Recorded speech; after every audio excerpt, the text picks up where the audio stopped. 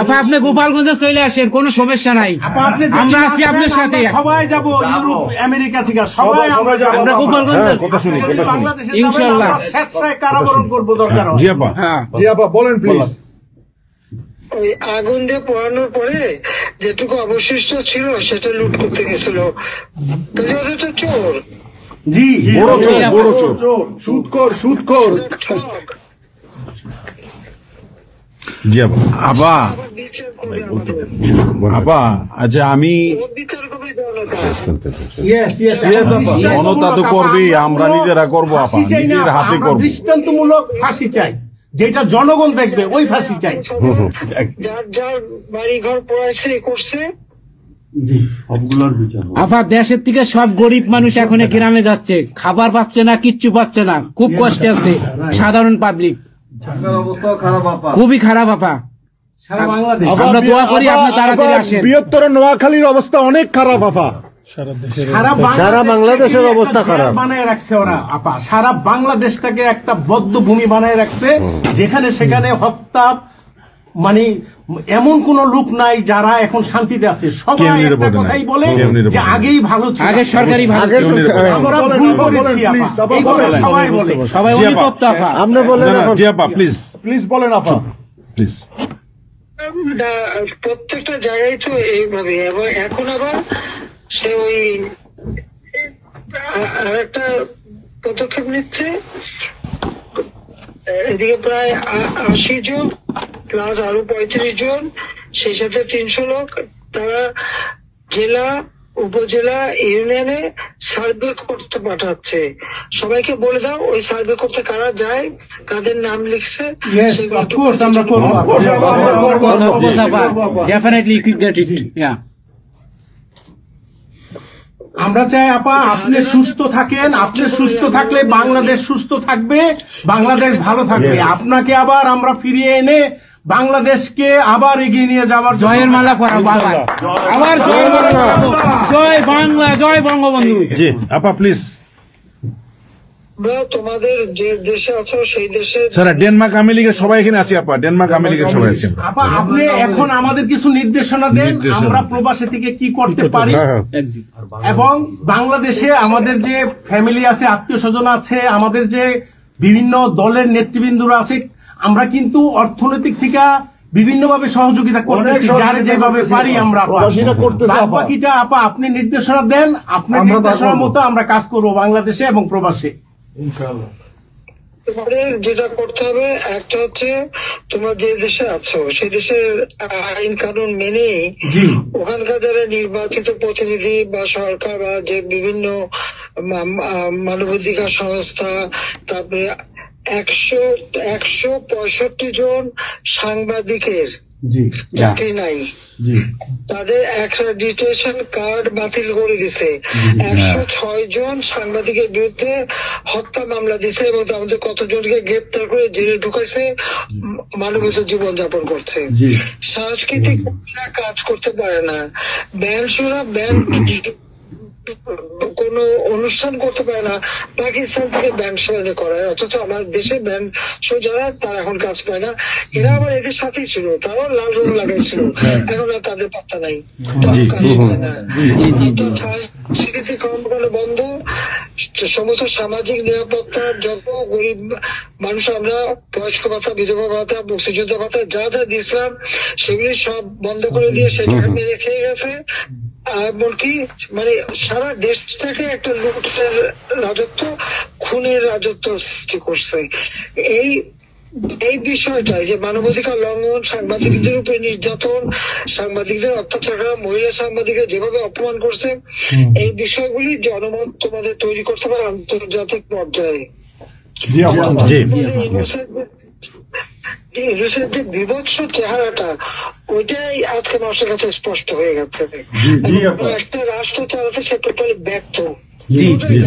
এই জিনিসগুলি কি আপা? আপা আমি একটা বলি, ইউনূস সাহেব রাখছে 4টা টোকাই রাখছে, সাথে 4টা টোকাই রাখছে। আর আপনি চিন্তা করেন না বাংলাদেশে গৃহযুদ্ধ হবে তখন আপনাকে দেখবে। তোমাদের করতে হবে ইউরোপিয়ান ইউনিয়নে যেখানে তোমার ওখানকার পার্লামেন্টে যেখানে আসো সব জায়গায় এই জনমতটা তৈরি করতে হবে। সন্ত্রাসের রাষ্ট্রে পরিণত করছে বা মানুষ খুন করছে, আজকেও খুন করছে। আজকেও তুমি জানো আমাদের মোহাম্মদ হোসেন মায়ের বাড়িতে আগুন, এইগুলি সে করে বেড়াচ্ছে এবং সমস্ত এই ইচ্ছা মতো। কাজে তোমরা এই বিষয়গুলি তোলো। আর আত্মীয় স্বজন বন্ধু বান্ধব পরিচিত যারা আছে খুবই কষ্ট আছে, তাদেরকে সাহায্য করো। মামলা দিয়ে দিয়ে আমাদের নেতা কর্মীদের চরম হয়রানি করে যাচ্ছে। তাদেরকে সহযোগিতা করা, এই যে আইনজীবী ঠিক করা এবং আন্তর্জাতিক ভাবে কিভাবে মানে এদেরকে সব জনমত সরকার যে অপকর্মগুলি করছে সেগুলি তুলে ধরা, এই কাজগুলি তোমাদের আমরা করবো। আপা একটা জিনিস একটু সন্দেহ লাগতেছে আপা, তাদের সাথে তোমরা থাকবা, কাজ করবা।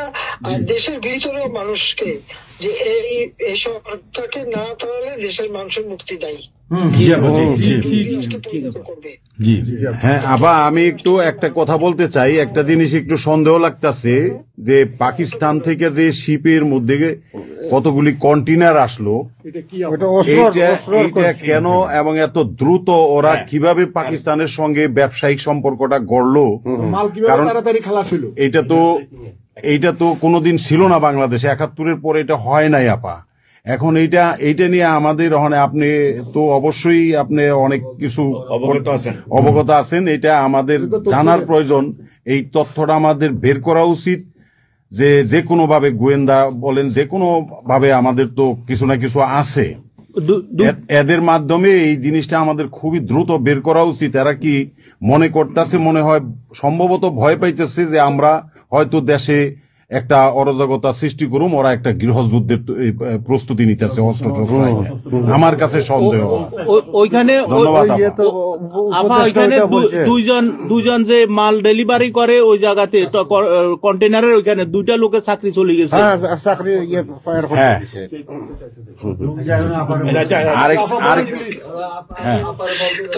দেখতে চাইছে, স্ক্যান করতে চাইছে, দেয় নাই।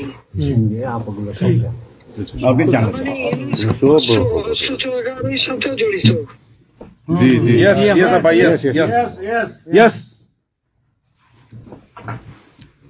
আপা এই দেশটাকে তো ওরা আবার সেই পাকিস্তানের পর্যায়ে নিয়ে গেছে, আমাদের এই দেশটাকে আবার উদ্ধার করতে হবে ইনশাল্লাহ। এজন্য আমাদের যা করতে হবে প্রবাসী এবং দেশে, আপা আমরা যারা বাহিরে আছি আপা, আমরা প্রয়োজনে দেশে গিয়ে আবার মুক্তিযুদ্ধে, ওই মুক্তিযুদ্ধ আমরা দেখি নাই ৭১-এ, আমরা নতুন মুক্তিযুদ্ধে আমরা অংশ নিব আপা ইনশাল্লাহ। এই দেশকে আমাদের উদ্ধার করতেই হবে, এই দেশকে উদ্ধার করতেই হবে আপা আমাদের।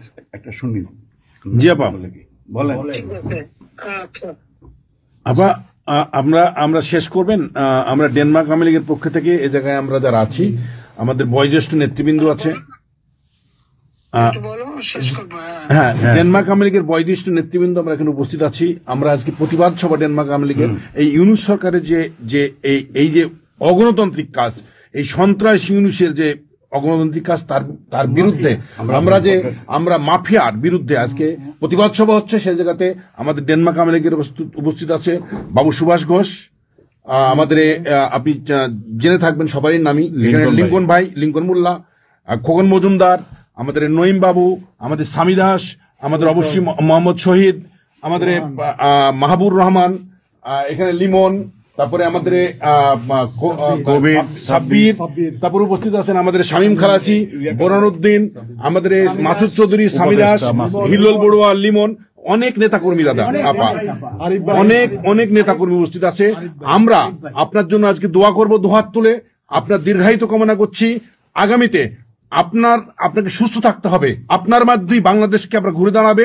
যেমনি ভাবে আমরা 1981 সালে আপনি সেই বাংলাদেশের হাল ধরেছিলেন, বাংলাদেশের মানুষের গণতন্ত্র, বাংলাদেশের মানুষের মুখে হাসি ফুটে নিয়ে আসছিলেন, আপনার মাধ্যমে আমরা ইনশাল্লাহ ওই দিনে আগামীতে ফিরে আনবো।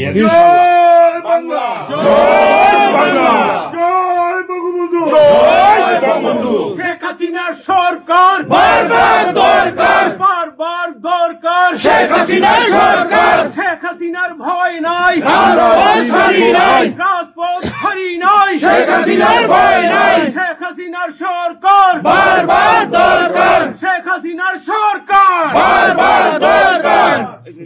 আপা আপনি দেখেন একটা ঠিক করে শুনুন, বলুন। জি আপা। বলেন প্লিজ, বলেন প্লিজ, বলেন। আপনি তো বিজি এমনিও। জি হ্যাঁ আপা, আরেকটা জিনিস আমি জিজ্ঞেস করি আপনাকে, এত বড় একটা ঘটনা আপা আমাদের উপর ঘটে গেল, আপা আমার আমাদের গোয়েন্দারা কি করছে আপা? এই প্রশ্নের অ্যান্সার আবার দিয়েন না।